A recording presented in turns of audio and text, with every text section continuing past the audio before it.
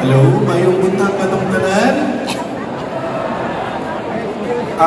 Correct, natanong, nahatag naman ni Sir Roger Marno ang instruction pero ato lang palawman gamay. Pero gusto na kong i-check kung madunggan bagay ko para magkasinagtalay ta.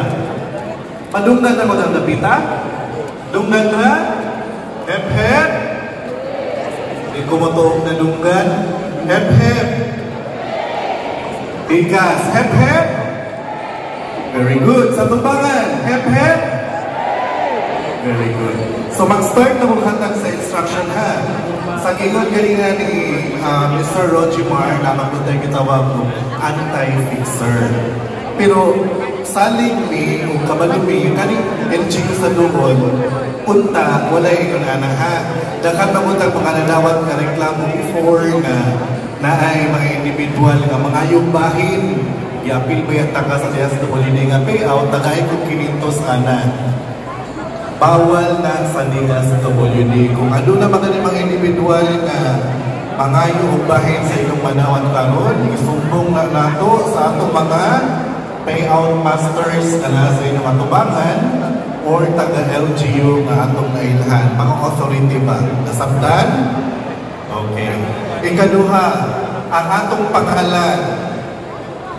Giingon nga ang inyong pangalan sa ID o pangalan sa master list nga kanang payroll ba nga nasa mga lamisa, mag-match yun na sila. Ha? So muingon mo nga, ay ang akong apelyido kay Sanchez. Unya, ang inyong ID kay ang Sanchez ninyo kay S-A-N-C-I-Z. Unya, ang nasa lista kay S-A-N-C-H-E-Z. Tagaan mo, dili. Dili, yun. Ha? Pero dili na mabuhol.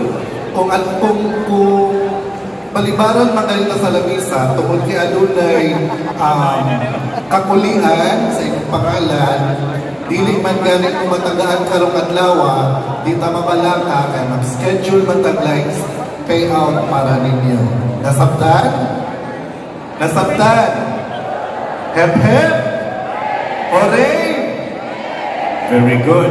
Ikaduha, kung spelling lang gani ang problema, natay schedule no? Kaya nag-extend man ta until August 28. So 28 po mag-payout na sa mga wrong ang spelling.